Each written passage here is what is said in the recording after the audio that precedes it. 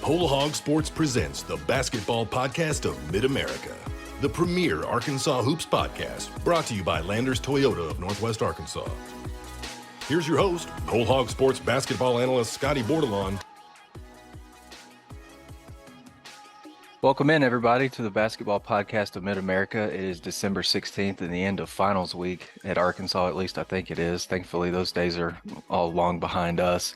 Really excited to be joined once again on the podcast by Andrew Joseph of Whole Hog Sports and Bob Holt of the Arkansas Democrat-Gazette. This week has been, relatively quiet on the Arkansas basketball front, which isn't completely a bad thing, in my opinion, given how the last, several weeks to a month have gone. No midweek games for Arkansas this week. They went to Tulsa last weekend to play Oklahoma and won pretty impressively, 88-78, and got a little bit of revenge, or a lot, if you ask Kamani Johnson. I think he just tweeted a screenshot of 3 different definitions of the word revenge. I think that game meant a lot to him. And Ricky Council even said it was kind of a get back game, even though he wasn't even on the roster at this time last year. Arkansas is 9-1. They've won 5 straight games going into this weekend's game in North Little Rock. Arkansas gets Bradley at 3 p.m. in Simmons Bank Arena, and I think it's a big game for a couple reasons. Number one, Arkansas hasn't played well in North Little Rock in quite a while. I think, Bob, they've got like a 12-10 record in that building. Is that right? Yeah, that's correct. Whether it's been called Alto, Verizon, or now Simmons Bank Arena, it's been a struggle for them to win games there. They're barely over 500. That's what I was going to say. They've changed the name of that building. It seems like more times than my wife changes outfits before we go out for a date night or something. It's changed so many times over the years. And the other reason I think it's a big game is it's Arkansas's next to last non-conference game before SEC play begins. So the season is about to start getting pretty real for this group. I think a good place to get going today is just the kind of recapping the win over Oklahoma. Again, it was a 10-point win for Arkansas. Final score, I don't think, was really indicative of the way that Arkansas controlled things for maybe late in the first half through the final buzzer. It's just start there. Just what jumped out to y'all about Arkansas's play in that game, and do you think it can carry some momentum into this weekend? Well, I know what jumped out to Porter Mosier was Arkansas's pressure defense. OU shot, I think, about 57%.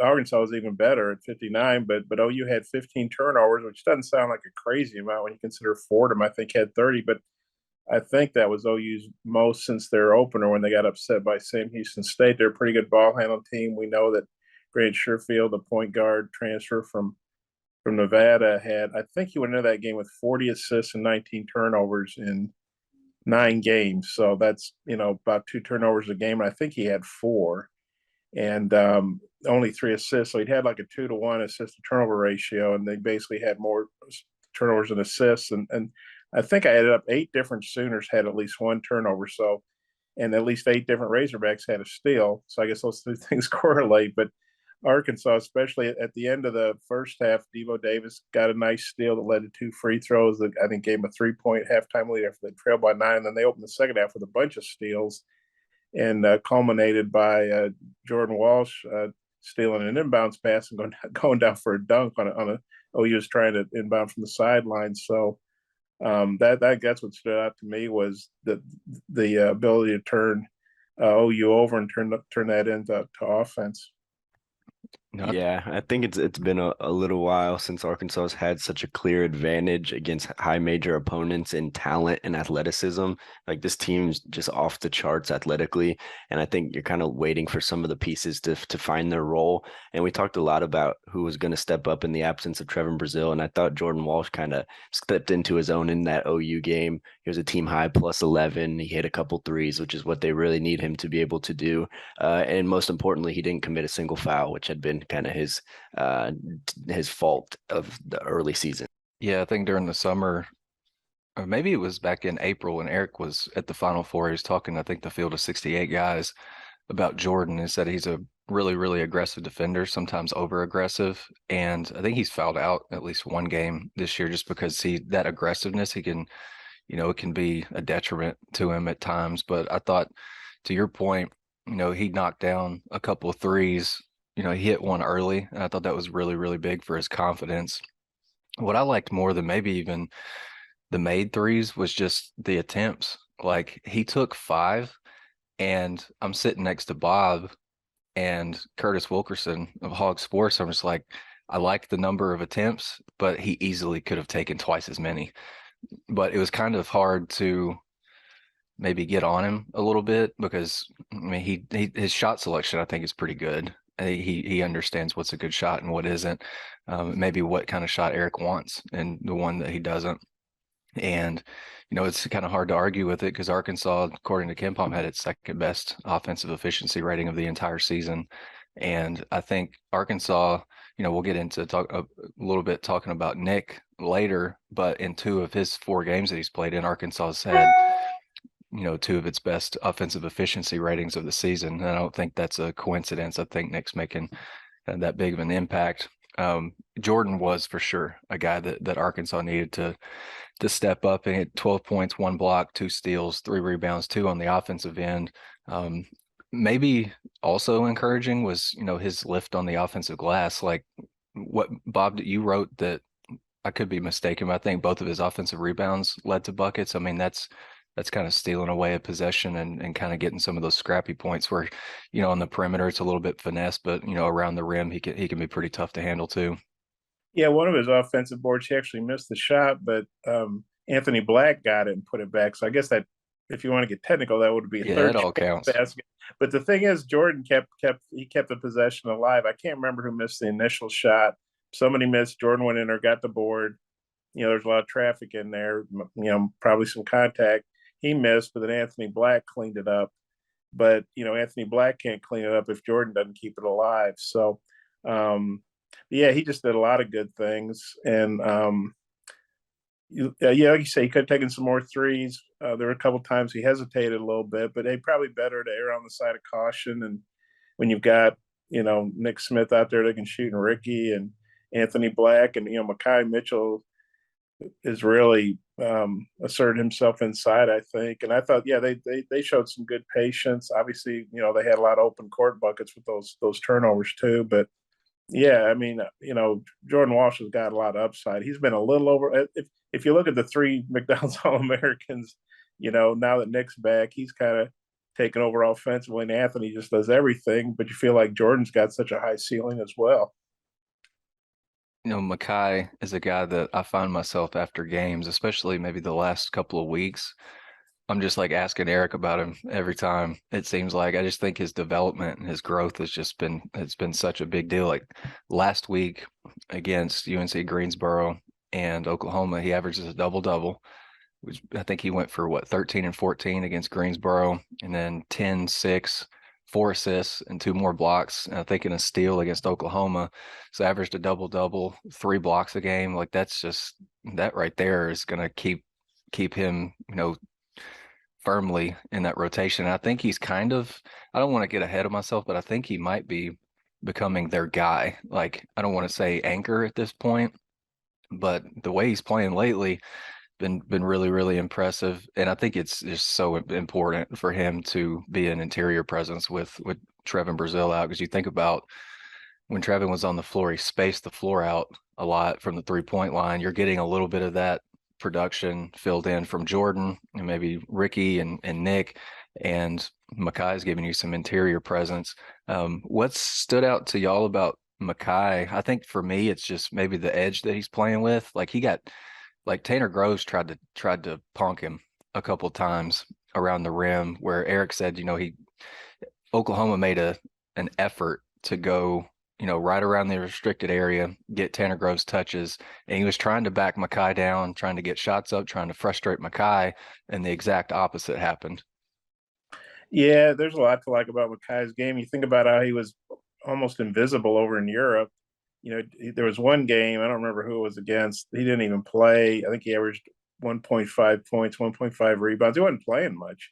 But I think that goes to show you, he probably got here in June, and then here it is August, and he's had a few workouts, a few practices, and he's really caught fire since then. I mean, I'm not saying he's Jalen Williams, but you see him get the ball out like at the top of the key, and he just looks very comfortable with the ball in his hands and kind of surveying things. And I'm not saying he's maybe quite the passer Jalen is, and I can't even remember if he's taken a charge yet, but he had two really the old school to me, the old give and go. Nick Smith would pass to him and then cut to the basket. And Mackay hit him with just a couple beautiful passes. I think he had 4 assists in the game, and I'm not sure he had a turnover, but I just really impressed with how he handles the ball for a big man. He just looks very comfortable out there with the ball in his hands. He doesn't rush things. Feel like he's got good hands and good instincts, I guess, to find guys. And so I think that's kind of maybe an underrated part of his game. We know he rebounds, he scores, plays pretty good defense, but I really love how he passes the ball. I think it's just you're kind of seeing an increased aggressiveness from him. And I think it was after probably like his first big game that he was at the podium for the post-game press conference, and then he was asked kind of what inspired that game from him, and he said that Musselman said they need more from the big men and they need more from the guys in the interior. And I think he's starting to understand that this team is going to need him to do more and be more active underneath the rim. And so I think kind of as he goes, this team will go because he is turning into that guy for them. Yeah, there's no doubt. I think I tweeted exactly that. I think you had a great response. You called him McKim Mitchell, which was great. He's definitely turning I into. felt good about that one. Yeah, that was solid. I wish during football season I tweeted Raheem Sanders. That was my Maybe inspiration, so I'll maybe give you the sooner, credit. maybe sooner than I did. But yeah, he's been great. And it's interesting because I was going back and I rewatched the Louisville Arkansas game from the Maui Invitational, just doing potential assists and shots defended by each Arkansas player. And Jay Billis was on the broadcast for that game, and he was talking about Mikal Mitchell, saying that he was kind of a maybe more of an old school Big East. I don't know, maybe I don't know if old school Big East is the right way to describe Mikal. But I think Jay said kind of reminded him of an old school Big Ten type of big. But I think we're seeing that from Mackay because Mikal's not really been a factor lately. Maybe really since Maui, but Mackay's been really good. And Bob, I think you several times you've said he kind of reminds you of a forward from a different era. Yeah, well, his look and the way he plays, he looks like he should be playing for the Virginia Squires, maybe for Bill Musselman, Eric's dad. And I don't know if listeners can relate to that. But that was I cannot. That was an old Yeah, you ABA lost team, me. American Basketball Association. Maybe you heard of a guy named Julius Irving. He Yeah, played that for name sounds familiar. yeah Yep. he played at UMass, which you may or may not know. And then I believe he was one of the first guys to leave early, and then he went to play for the Virginia Squires, who I'm not sure who they turned into, maybe the New Jersey Nets or something. I'm not sure, but anyway, but yeah, just kind of the way he looks. He kind of looks like Artis Gilmore, as an old school center. He was a big guy, like 7-something feet, but yeah, I feel like you could put Mikal into like a 1970s or Mackay, well, probably Mikal too, into a 1970s ABA game, the Virginia Squires against the Pittsburgh Pipers, maybe, and he'd fit right in. But yeah, the ABA had they went into a lot of markets where the NBA didn't have teams, and so that's why you end up with the Virginia Squires, the Pittsburgh Pipers, and the Miami. I can't remember what they were called, and and then teams that exist today like San Antonio and Utah, and they went into Oakland. They had the Oakland Oaks to go get right against the San Francisco Warriors head to head. So, and yeah, Eric's dad coached the San Diego Sails out there in the ABA. So I feel like you're making up teams at this point. no, man, We can't fact check him, so he's just going. No, you guys go ahead and Google them. I guarantee those are all accurate, man. That's great. Well, Ricky Council finished the game with 26 points too, and had a couple late dunks that I feel like kind of snatched Oklahoma's soul from them. And Nick Smith again was pretty good. Felt like he scored an easy 21 points. And then you look at some of the other guys that contributed. Devo had another one of those sequences where he just like turned into an absolute demon and ripped the ball from, I think, Bajan Cortez like late in the first half. Like, this is a big moment in the game because Arkansas fought its way back.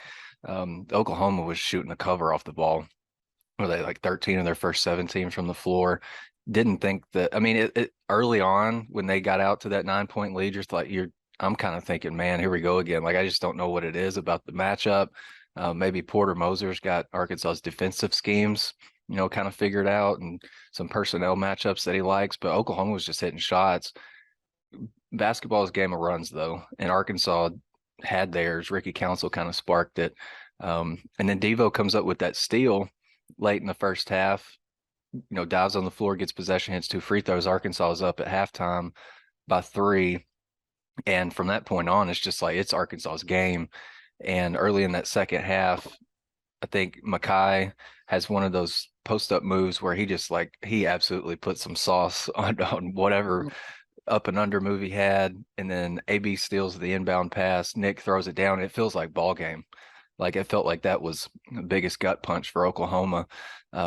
What like impressed y'all most about the way that Arkansas came back in that game, given I guess the way that Oklahoma started shooting the ball? I mean, the offense was super impressive, like I mentioned, but what do y'all think keyed it?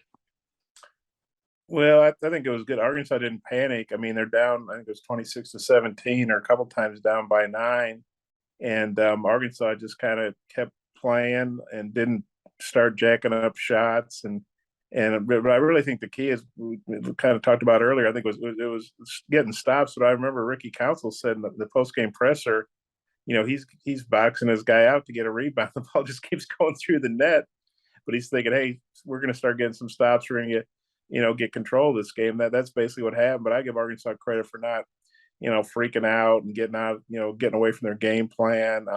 Eric said they did some different things, maybe with how they guarded pick and roll and things of that nature. But really by then, Arkansas was starting to get control of the game because, I mean, even I know that if you're down 9, you're up by 3. That means they outscored them by 12 the latter part of the first half. And like I said, that was a big play by Devo because they're up. Arkansas's up 41-40, but OU's got possession and they have a chance to score and take the halftime lead, which would have given them a little bit of momentum. I think Arkansas still would have won, but instead Devo knocks the ball away. Not only that, then he gets fouled, and then he gets the line, then he hits 2 free throws, so it's 43-40 instead of possibly 42-41 OU or 43-41 OU. So that was a really big play at the half. I think he knocked it away with about 12, 13 seconds left. And he knocked it away, and then he dove, and I mean, he just stayed relentless getting after the ball, and that really sort of, to me, summed up their defensive intensity. Yeah, I think you brought up Ricky Council, and he had a team high 26 points, and I think he's kind of came out of nowhere to be such a potent scorer for this offense because like he's just, I guess early on in the season when he was playing without Nick Smith and he was the #1 scorer, I thought he might be shooting a little in over his head and those numbers would come back down and even out as the season goes along. But it looks like he's going to continue to score at a pretty high clip. And I mean, his jump shot isn't the prettiest, which is it kind of gives me a pause when he takes like one of that step back 3 that he took. For sure. It's definitely like a questionable looking shot, but they keep going in. So you're like, well, I guess you have to let him keep shooting it. And then going to the rim, he's just almost unstoppable because he's just such a force when he gets going downhill. And so I think he really is a bigger offensive piece than I expected. I don't know what Eric Musselman expected, but he's got to be pleasantly surprised with what he's getting from Ricky Council at that end. I think you're exactly right. Like, I think force is a good word for him, like whether it's on the perimeter or in the mid range too. Like early in the year, we're seeing him take those shots. And like, to your point, it's not the prettiest looking jumper, but he's ripping net like 40% of the time. From 3, it's about 33, 35%, I think, or somewhere in that ballpark. But I think he's finishing like 80% at the rim. And I know a lot of his rim scores are, he's way above the rim. He's putting it on somebody's head. But I think his athleticism has just been otherworldly. Like Arkansas's official men's basketball Twitter account the other day kind of joked, but they're probably halfway serious too, that he unofficially leads the country in reverse dunks. Like if he gets a chance to put it on somebody reverse, like he's going to. Like the assist from Nick to Ricky, I think after Oklahoma went up 9 last week where Ricky cut baseline, Nick found him and he just unnecessarily went reverse, but casually, just another stroll in the park. Yeah, absolutely. I was talking to somebody yesterday on a podcast and was like, or the day before, and was like, Ricky's been kind of the story of the season to me outside of, Nick coming back and Trevin going down. He's been unreal because I remember talking to him.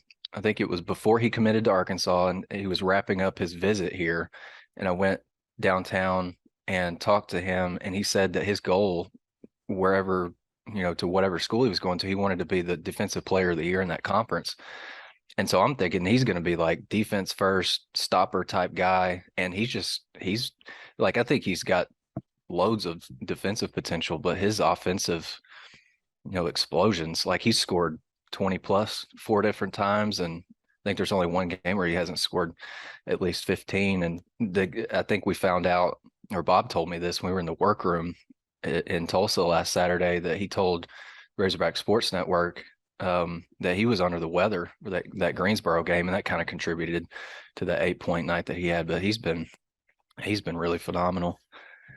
The Basketball Podcast of Mid-America is sponsored by Landers Toyota of Northwest Arkansas. Visit their showroom at 411 South Metro Parkway in Rogers or online at landerstoyotanwa.com. For all your automotive needs, shop Landers Toyota NWA in Rogers, where we guarantee you the best buying experience and best service after the sale in Arkansas. Landers Toyota NWA in Rogers. WholeHogSports.com has the largest, most experienced staff of reporters covering sports in Arkansas. Football, basketball, baseball, recruiting, and more. You'll find it at WholeHogSports.com. The website includes up-to-minute news, daily commentaries, and award-winning photography from the staffs of Hogs Illustrated and the Democrat Gazette. For subscriptions, call 1-800-757-6277. That's 1-800-757-6277. Or visit us online today. WholeHogSports.com. Want more coverage of your home team? Download the Whole Hog Sports Video on Demand app. Check out the Fan Zone and get up-to-the-minute videos, podcasts, and features on football, basketball, baseball, recruiting, and more. Search for Whole Hog Sports on Apple TV, Roku, and Amazon Fire at home. And take it with you on the go by downloading it for your mobile device in your app store. The Whole Hog Sports Video on Demand app. Get it today.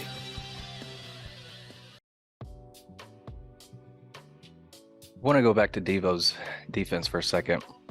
He's been, since his freshman year, I don't feel like he's maybe been the same scoring threat that he was for stretches his freshman year, but I think he's kind of getting back to his roots in a way by being a really, really tenacious defender. And that sequence that he had that we just talked about late in the first half against Oklahoma, pokes the ball away. That was like the second one of those stretches defensively or sequences where he's just like, I'm not going to let you put the ball on the floor without me. I think Eric told me the other day that he said he attacks dribbles. I'd never heard a coach describe a defender like that, but I think that's, instead of just like getting up into somebody's body, which he does, he's also, the only time that a ball handler doesn't have firm control of the ball is when he's dribbling, right? And if you're not gonna turn your back to him and, create some bodily separation, like Devo is going to really, really get into you, and he's strong. I think that's kind of an underrated part of his defensive game is he's really strong. Like you look at his upper body, he's put together.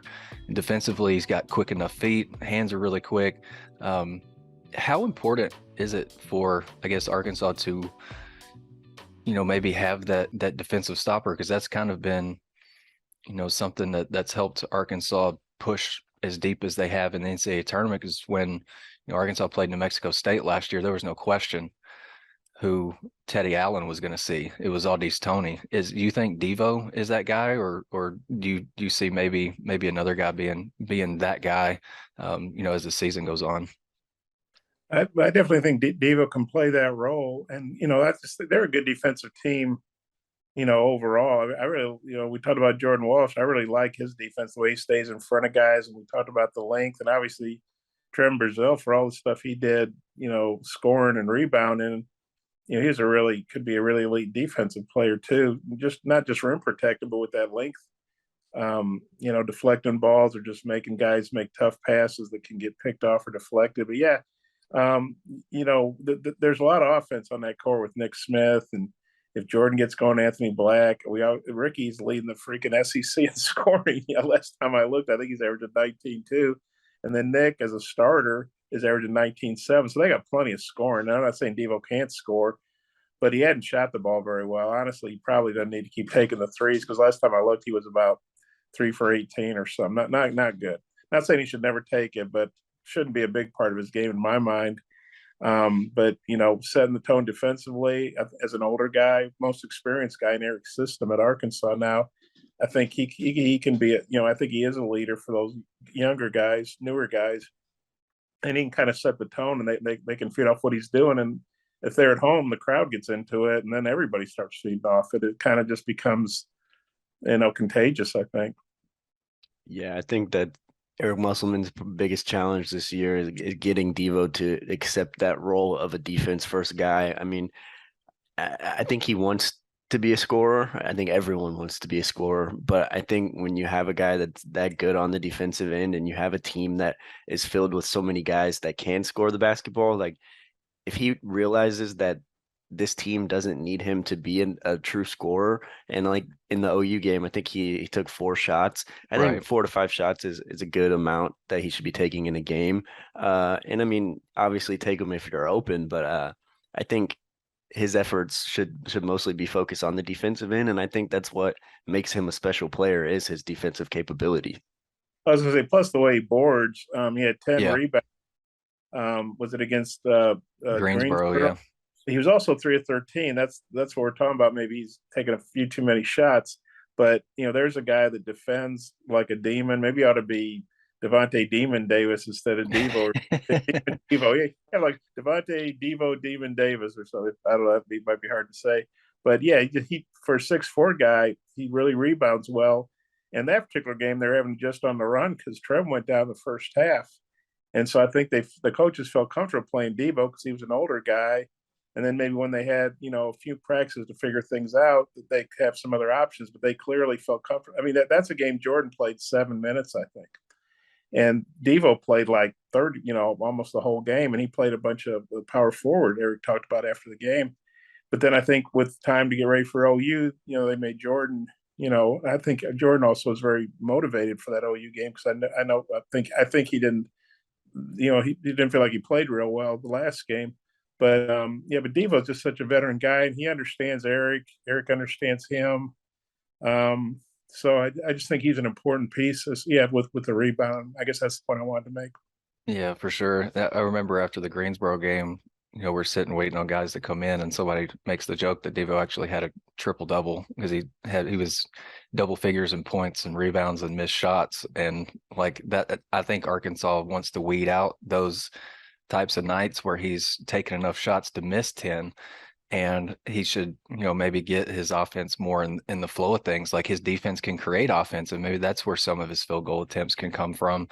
And then there's so many guys on this team that can create offense off the bounce that I think I wrote back in the summer that I think we could see an uptick in Devo's mid-range attempts again, and I think that's a sweet spot for him. And go back to his defense for a second. Something I think was really, really underrated and maybe we didn't get into enough, or I definitely should have written about it last Saturday, is, Grant Sherfield had 11 points at halftime, and with 2:06 or about 2:10 left in the game, he had 13, and he ended up with 23, but he got 10 of those points in garbage time. And I think Devo was a really, really, really big part of Arkansas kind of slowing Grant Sherfield down. He came into the game lighting it up from 3. Like he was, I think, 55%, averaging close to 18 or 19 points. So he got his average, but it took garbage time to get there. As much as it might give some people, post-traumatic Arkansas basketball syndrome, kind of want to revisit Arkansas's game against Hofstra last year in North Little Rock. They lost pretty stunningly, I think. Second loss in as many Saturdays for Arkansas. Remember, they had another week off last year after the Oklahoma game that they got blown out in, traveled down to North Little Rock, kind of get smacked around a little bit. And it was, I don't know if it was rock bottom, but I remember sitting in the post-game press conference trying to figure out what I'm going to ask Eric. Like, you got to phrase your question right if you're wanting to get the answer you're looking for, or maybe get something pretty insightful instead of getting, maybe talked down to a little bit. But it was like, what are the priorities? What needs to get fixed? What's at the top of your mind about, what needs to change to get this thing back on track? And he rattled off like 5 or 6 things in a row. What can Arkansas do to avoid a repeat of that? I'm kind of the belief that Arkansas's roster, from top to bottom, everybody on the roster can contribute in, for at least a stretch. Especially when you're talking about some of the reserves and bench pieces.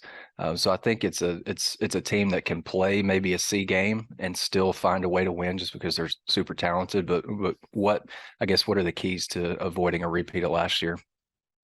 Yeah, I think they just probably need to get out to a good start. It's going to be their first game in a week. I think it's going to be Bradley's first game in like 10 or 11 days. So they've been off quite a bit too. But they're a solid team. They're 7-3. They've had some injuries. They've got some guys coming back. And I think if you're Arkansas, you got to remember, this is Arkansas's one and only game in North Little Rock. It's Bradley's one and only game. And Devo, I think, is the only Razorback who's played in that arena, a game in that arena, And we talked to Nick Smith, and he said he'd been to some games there. And I think, Scotty, you asked him which ones, and he wasn't specific, but he talked about how they lost. We're thinking, well, that could be any number of games because they lost a bunch of games in there of late. It's funny, me and Nick have that in common. I went and watched Arkansas's loss to App State when I was like maybe 10 or 11, 12 years old, something like that. So, yeah, it hasn't been don't have a great track record down there. Yeah, but they've lost to some really great teams, like some really good Illinois teams that Bill Self had, Eddie Sutton, and really good Oklahoma State team, good Baylor team. But it's funny is they beat Baylor down in Dallas, and then next year they played them in North Little Rock and got just blown out. Now, some different team players, but still. And they went to Dallas and beat Texas Tech. Then they lost to Texas Tech in North Little Rock. So that's kind of – and then they've lost some games like Hoffs. In Hofstra, I can't remember the guy's name. They didn't have their best player last year. He was hurt, and they had travel issues. They were flying commercial and got stuck because of weather or something. They didn't get into Little Rock until – because they flew into Little Rock Airport, even though they played North Little Rock. They didn't get in to Central Arkansas, I'll just say that, until like game day, like at noon or something. And they were playing that night, so not ideal, but they went out there and just sort of didn't worry about it. Speedy Claxton, who actually played for Eric in the NBA with the Warriors. But yeah, I think Arkansas, they need to get off to a good start, kind of let Bradley know, hey, you're not coming in here and beating us like some of these other teams have. Because I'm sure Bradley, if I was their coaching staff, I'd make them aware, hey, these guys have not had a good history down here, even though, like I say, Devo's the only one that played in that loss last year. But yeah, I think that's important. Get the offense going. It's going to be a sellout crowd. It's not on TV, as we know. It's not streaming. So get the crowd into the game with your defense. Turn them over. Get some easy baskets, and build some confidence. And just I think it's important to get off to a good start and not give Bradley any thoughts about pulling an upset. Yeah, I think the difference in last year's team and this year's team is probably the quality of depth. And I think that you mentioned that this team can maybe play a C plus game or a C game and get away with it. And I think it's because they have so many guys that are able to pick up slack on any given night. Absolutely, yeah. And I think maybe last year they were they relied pretty heavily on JD Note and Jalen Williams, kind of a dynamic duo. And when they struggled, they didn't really have the pieces to kind of make up for that. But I think this team has anybody. You can go from anyone that plays in the starting five to about four deep off the bench. They can just come in and give you the boost that you need. Absolutely. If you remember last year's game, JD Note had a really rough game against Oklahoma. A lot of guys did, otherwise they would have lost by 22. But JD did not start that game in North Little Rock. He ended up having a pretty good game off the bench. I think KK started, if I'm remembering right. Yeah, KK started, and he had a couple of assists, but he also missed a couple threes that Eric, I'm guessing, didn't want him to take, and he took him out of the lineup pretty quick, and then he didn't get back in until the end when basically the game was over. Chris Likes had a pretty good game. I remember he talked to us after the game. I thought was pretty insightful, but they were still trying to figure things out at that point. Stanley Mude was not playing a lot. Trey Wade was not really a factor. JD was struggling with his shot. he was probably taking too many threes, although we know he was never hesitant. That's part of what made him a really great player too, is he was fearless shooting the ball, didn't worry about missing, I don't think. But that team was trying to figure some things out, a lot of things out. And but like I say, by when they were ready to start making their run in January, Trey Wade was starting, and he was kind of a glue guy and a defensive, stopper.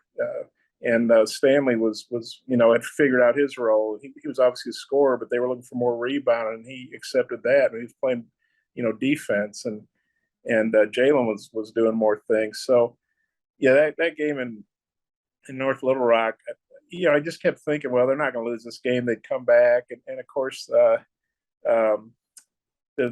player that was here, he had the big game, 18 points and 14 boards. You remember? Yeah, Bebe.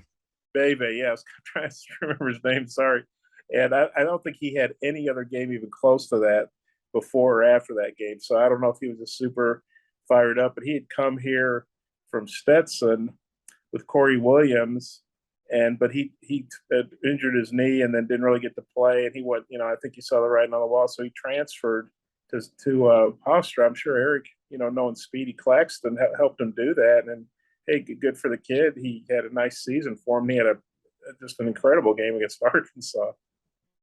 Yeah, Andrew, real quick, just what are your thoughts been on Nick's play through 4 games? I think he's been as good as advertised. I think he came in with a little bit of a question mark after sitting out with the knee injury, and he kind of had some doubt creep in or whatever, but you could clearly see through the 4 games that he's played that he's built to be a number 1 scorer and kind of that alpha dog of a team, and he has definitely assumed that role fairly quickly. For sure. I really like the fire that he plays with. The emotion kind of tells you that he's obviously got a big time NBA future ahead of him, so long as he stays healthy. But I think those kind of shows of emotion kind of tell me that he's firmly in the moment here, and been really impressed with his off ball movement. Like, we know he's really super dynamic with the ball in his hands, but if he can be a handful to guard when he doesn't have the ball, that kid's gonna, like, it wouldn't surprise me if he's 18, 19, 20 points a game, from here on out. The scorers are going to find a way to score no matter what. Arkansas and Bradley at 3 p.m. on Saturday in Simmons Bank Arena in North Little Rock. Again, there is no TV for the game, radio only. You can go to Whole Hog Sports. Bob talked to Hunter Yurachek about the game not being televised in North Little Rock, but you can follow along probably on the stat broadcast feed that comes through in real time. We're also going to have, we'll have coverage of the game before, during, and after, and be sure to come to Whole Hog Sports for coverage of Arkansas's football team getting ramped up for the Liberty Bowl. On-field workouts are getting underway. So for Bob Holt and Andrew Joseph, I'm Scotty Bordelon. Thank y'all for listening. Have a great weekend and travel safe. The proceeding has been a production of WholeHogSports.com. Look for our latest podcasts on Apple, Spotify, or your favorite podcast store. And visit us anytime at WholeHogSports.com for the latest news and commentary.